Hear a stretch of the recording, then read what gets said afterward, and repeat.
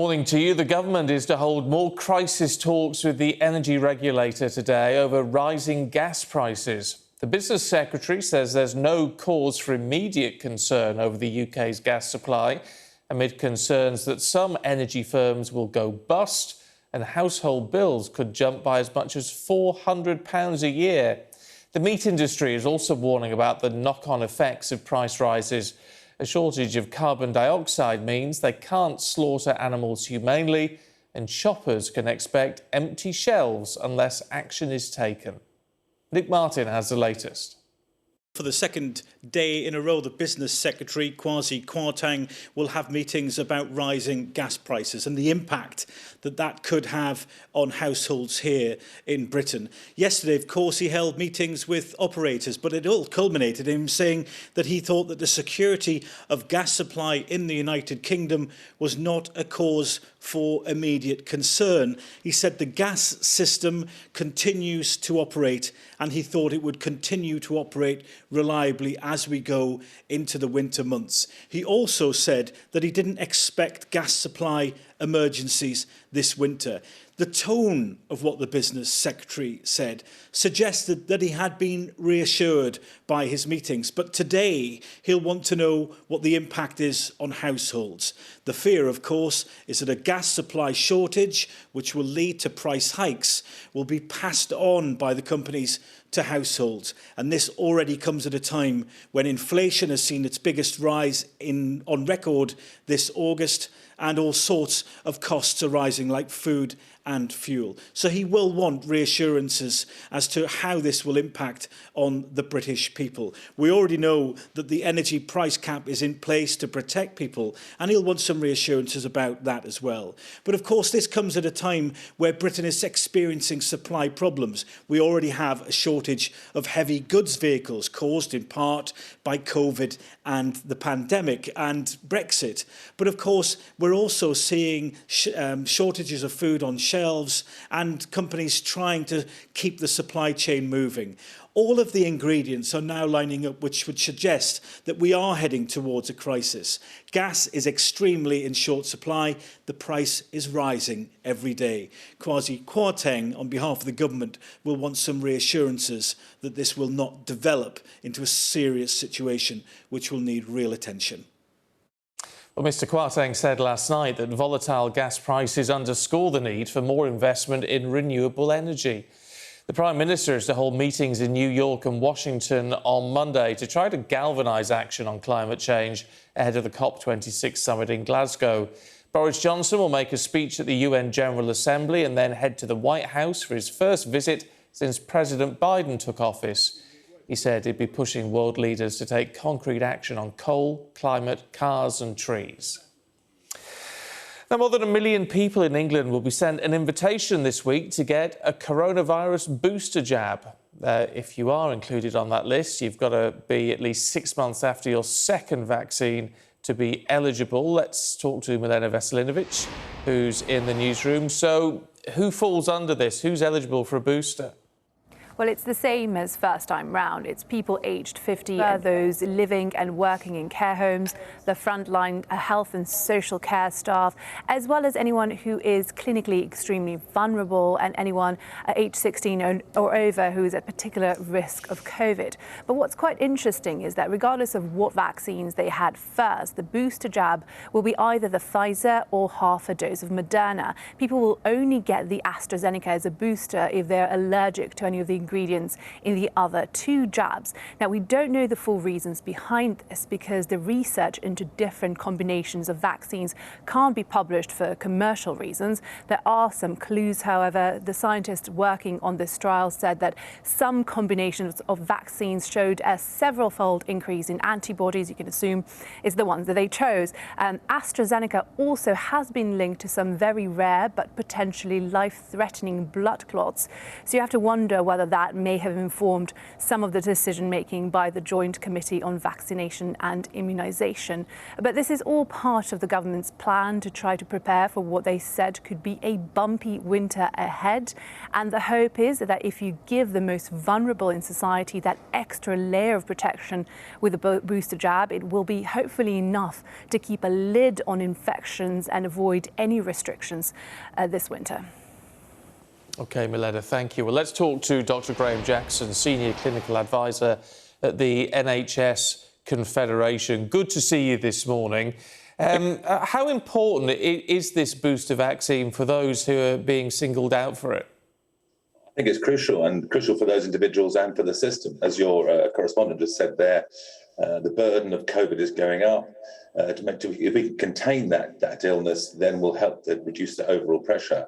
The evidence has been, as said, shown by the JCVI. There's a waning of some immunisation, and boosting at this stage means it makes sense to try and overall hold the infection in control.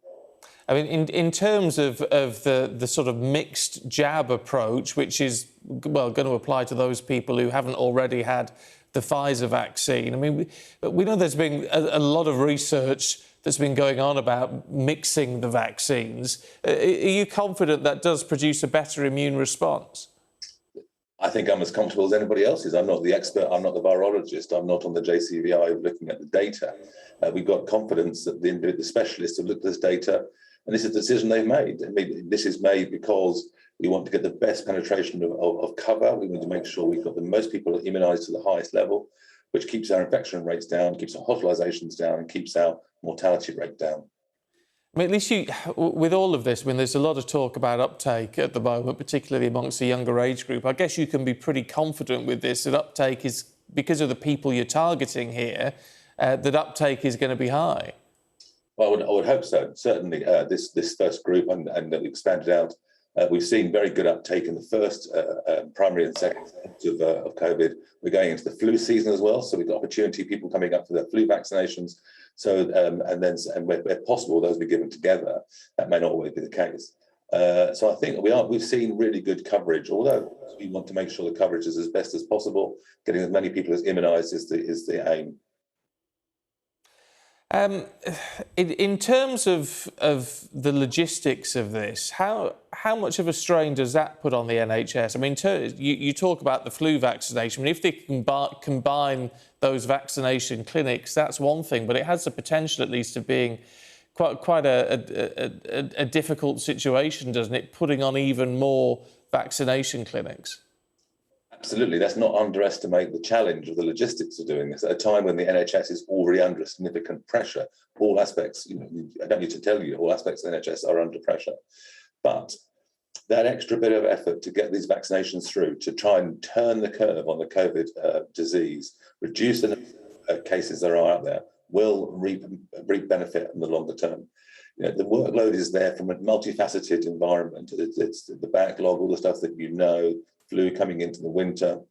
If we can contain the COVID aspect of that by giving these vaccinations, then the extra investment in time is well worth it. I mean, what is concerning, I guess, for a lot of people watching is the fact that we feel like we've turned the curve on this already. I mean, that's the sort of general sense in the country now that we're out of lockdown and things are getting much more back to normal. I mean, how real is the danger that with winter coming on, we could actually find ourselves back in hot water? So I think we have to take it as a real danger. Absolutely, the country's opening up. It's sort of socially returned. We've changed the way we behave. But in fact, there's other pressures coming with winter. And this, as you well have heard, we've talked about this being the summer in winter this year round. The number of illnesses and the demand. But other illnesses will come through as well. There's respiratory illness in children coming through. We may have flu coming through. So as part of the whole picture, it's important that, in fact, we do try and contain this virus. The data is showing a slight upturn at the moment, as being reported on a daily basis. If we can turn that round again and make sure this is not a significant factor going into the winter, and alongside all the other diseases we have to manage and look after. OK, Dr. Jackson, good to talk to you. Thank you. Thank you very much. Now, the new Foreign Secretary has weighed in on the deepening row over the new security pact involving the UK, the US and Australia. Writing in the Sunday Telegraph, Liz Truss says the trilateral agreement shows the UK's readiness to be hard-headed in defending our interests.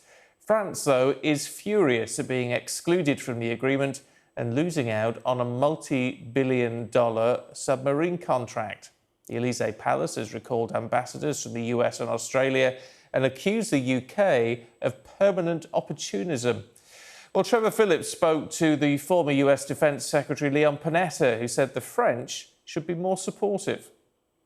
The deal that you signed with the UK and Australia has made the French furious. The French Foreign Minister described it as a stab in the back, and the Elysee Palace has recalled its ambassador to the United States. This is a misstep, isn't it? Well, you know, I'm not sure of just exactly what kind of conversations went on with regards to our allies, France and others as well. I would hope that when this kind of partnership is announced, that our other allies would support that kind of partnership, because very frankly, the role of allies is to build partnerships and to be able to work together when it comes to security, when it comes to our economics, when it comes to trade, etc. That's the heart and soul of having allies. Let me just ask you this, though.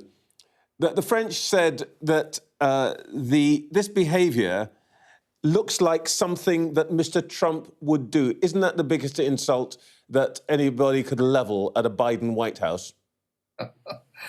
Well, yeah, and it's probably not accurate, because I'm not sure that President Trump had the ability to develop the kind of partnerships that the Biden administration developed in this case, the kind of strategic partnership between the United Kingdom, Australia, and the United States. That was not something that Trump was very interested in doing. But you see my point. It's a criticism, but I don't think it's based on fact. And you can see that full interview in Trevor Phillips on Sunday. Trevor's also going to be talking to the president of COP26, Alok Sharma. That all starts at 8:30 this morning. Now, the Prime Minister has been accused of having a casual approach to Britain's national security in a highly critical report by MPs. Westminster's Joint Committee on National Security Strategy says the government is unable to cope with more than one major crisis at a time, and says the fall of Afghanistan revealed the current system's inadequacy. The whole purpose of the National Security Council is to be able to pull back from the crisis of the moment and try to think longer term and more strategically. And Afghanistan is a case in point, because we knew certainly since April that President Biden was going to go ahead and complete the pullout by the end of August. If the government was caught short by the rapid deterioration, then I think questions do need to be asked. A 2-year-old girl has died after falling from a pony during a hunt meeting in North Yorkshire. The toddler fell on Wednesday morning while riding with members of the Bedale hunt near Northallerton. She passed away in hospital on Thursday. Police say her family are getting specialist support whilst inquiries are ongoing. The trial of a new drug to beat a form of breast cancer has been described as groundbreaking. AstraZeneca said the new drug showed a 72% reduction in the disease progressing or leading to death compared to other medicines. Researchers have also made progress in the treatment of incurable bowel cancer, identifying a possible new medication. It's called adavosertib. It will be taken as a pill and could potentially delay tumour regrowth for those patients with limited treatment options. A hospital in the Midlands plans to become the first in England to run entirely on renewable energy. Plans for a giant solar farm to directly power the hospital have now been given the go-ahead. The Truss says it'll save millions in energy bills that can be invested back into patient care. Becky Johnson reports. If the question is how to power a major hospital with renewable energy, You don't expect to find the answer on a disused landfill site in the Black Country. But this former tip will be transformed into a giant solar farm, panels stretching across a site the size of 21 football pitches. As you can see, it's just derelict land, which was landfill for many years. The idea to turn it into a power source for Wolverhampton's biggest hospital came about due to a battle to get funding. It's toxic land, we can't build on here. But one of the projects we've looked at is a solar farm. So it's something we very much wanted to do, to supply clean energy. Sadly, we just couldn't get the funding streams available. But the NHS could, so working together, they came up with the plan to cable the site exclusively to New Cross Hospital. The huge benefits to the hospital is that we will be able to power all of our electronic needs for the site from the solar farm. So we feel it's an absolute win-win. In terms of monetary sides of things, this could generate savings of somewhere in the order of 15 to 20 million pounds over the next 20 years. And that money will be pushed straight back to the front line in terms of healthcare. And those much needed funds will be freed up soon. The timescale for the project is tight. It's hoped this hospital could be fully running on renewable energy by spring of next year. Existing green energy sources, including the heat generated by the hospital's waste incinerator, will provide additional power, but the majority will be solar. Clean, green and cost-effective, what's happening here, a model for other cities in the race to cut emissions. It's a very good example of how different organisations who maybe until now just had a sort of relationship of paying the rates and getting the bins collected sort of thing, need to think differently about how they can join together to work in a shared purpose, which is net zero. A city with a history of heavy industry, proving an unlikely trailblazer on the path to a greener future. Becky Johnson, Sky News, Wolverhampton.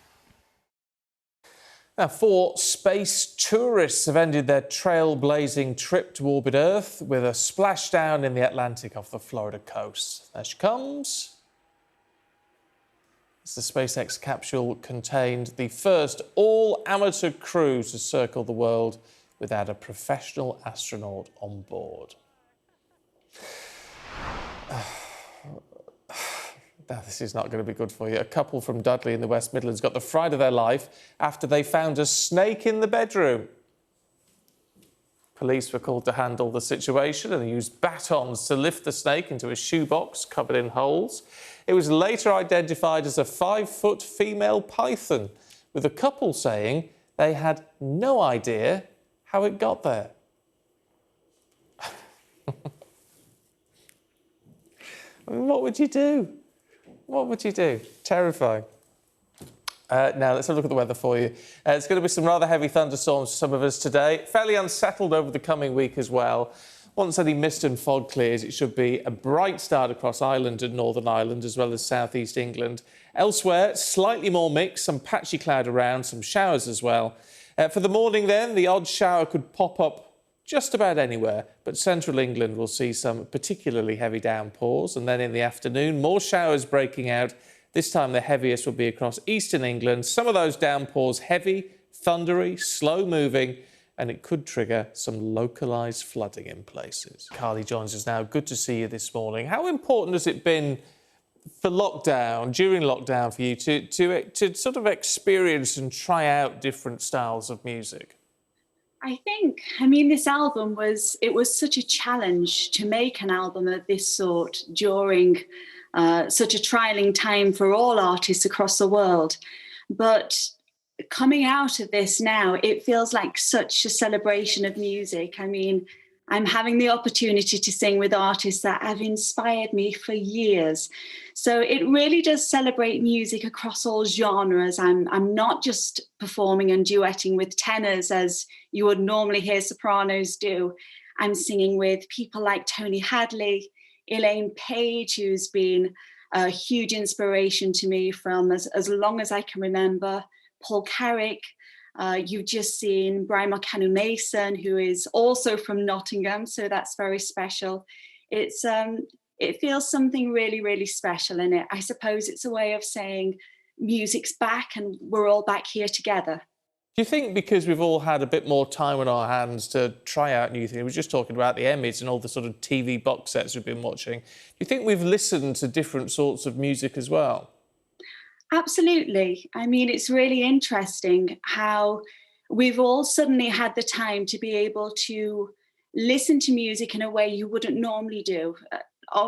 Very often, music sort of becomes something that happens to be background sound, you know, on your trip into work or wherever else you might be traveling to, because it's obviously something that we actively listen to in our cars or while we're moving around in our day. And I suppose now we've had the time to be able to key into lyrics.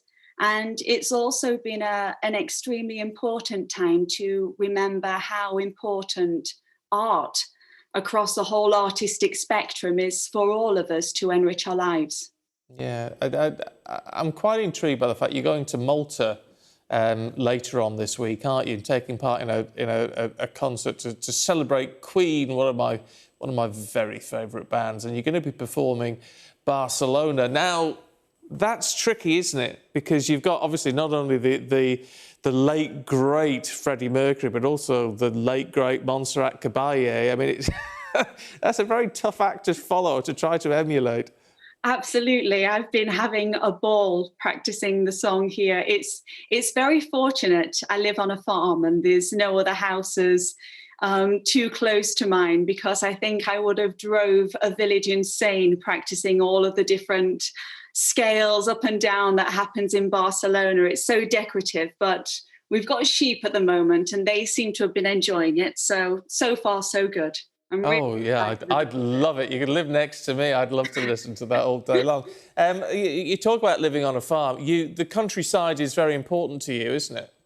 Yes, I've just recently become an ambassador for CPRE, which is a foundation helping to protect rural areas here in Wiltshire, which is where I'm based. So I still feel quite a novice with that, but it's something that I'm really excited about, and I look forward to be able to learning more and also sharing that with other people on my channels. Yeah, lovely stuff. Do you know what? I love hearing a bit of a Nottinghamshire twang. I went to uni in Nottingham and it just takes me back. It's lovely to hear that on the TV again. Carly, good to see you this morning. Thank you. Oh, thank you very much. Can't beat a Nottinghamshire accent.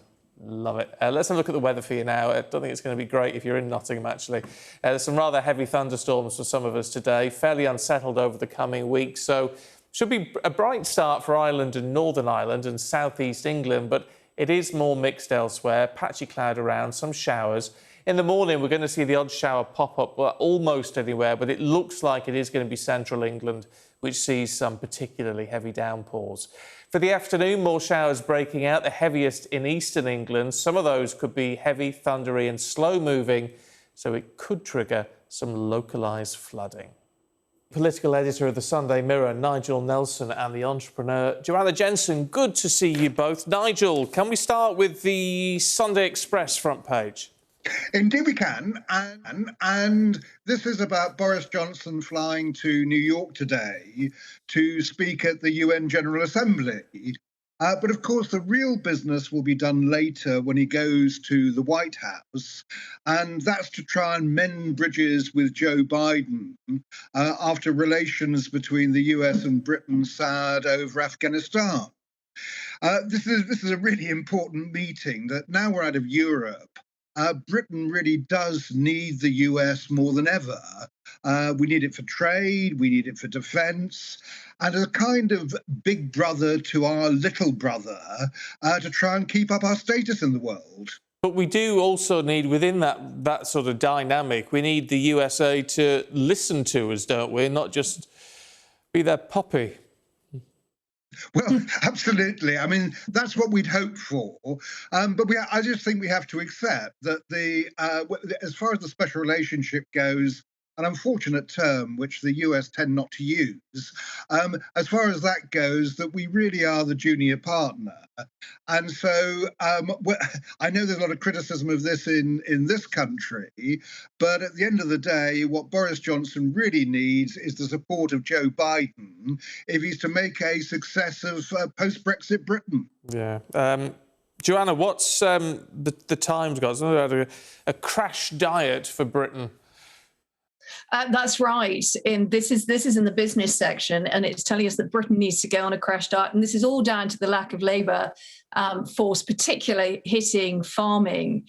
The average wage there is $9.35 an hour. And even with 1 million jobs going begging at the moment, $9.35 isn't attractive. So what we're seeing now is apples, courgettes being left to rot in the fields rather than being picked, because it's not cost effective to get them out of, to harvest them. So couple that with the gas price increases, couple that with COVID, Brexit, it's making for a perfect storm when it comes to supplying supermarkets. And then you have this logistics crisis, and I call it a crisis. My own business is affected by the absolute inability to get product to warehouse and then from warehouse to store.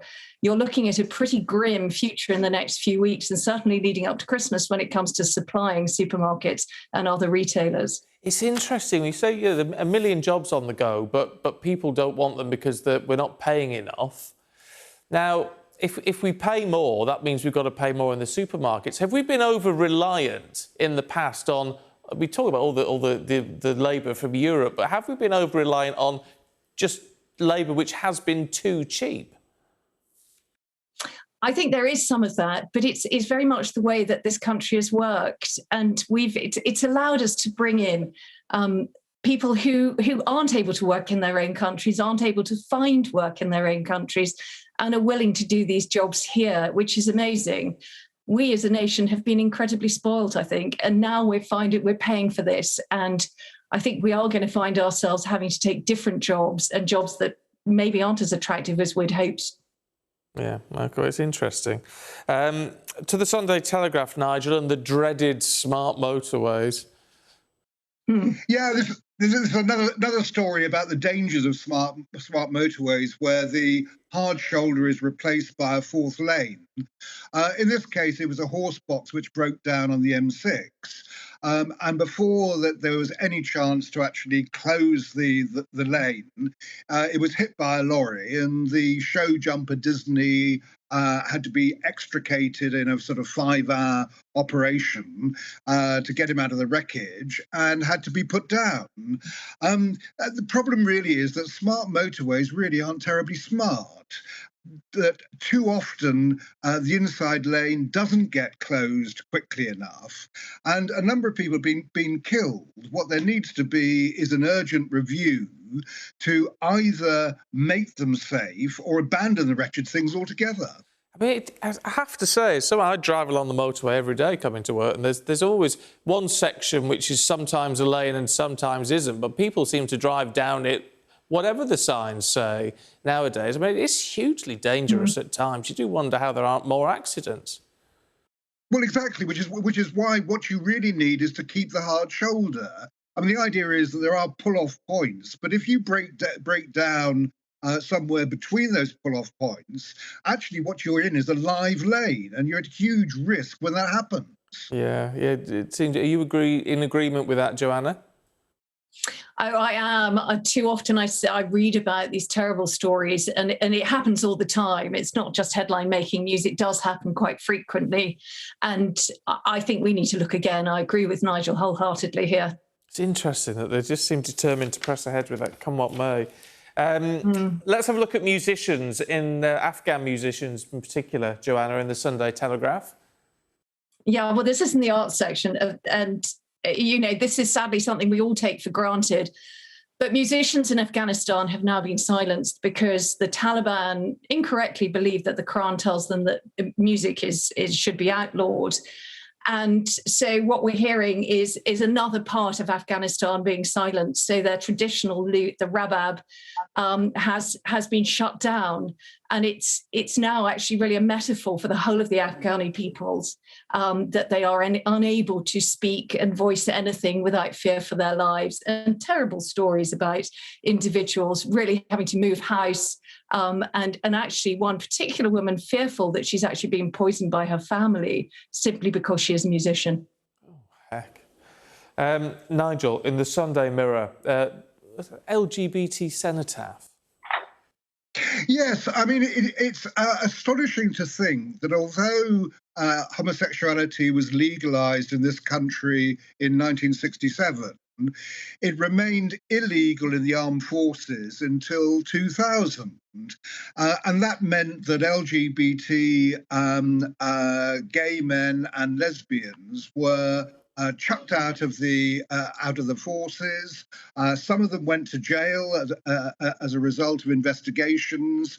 Others had medals ripped off their uniforms in cruel shaming ceremonies, and now at last that the forces seem to be getting their act together when it comes to gay and lesbian recruits, and their support group Fighting with Pride has won the right for the first time this Remembrance Sunday for one of their contingents to place a wreath at the cenotaph in front of the Queen, which is, it's a huge advance, that, and it's terribly symbolic and will be a proud moment for them.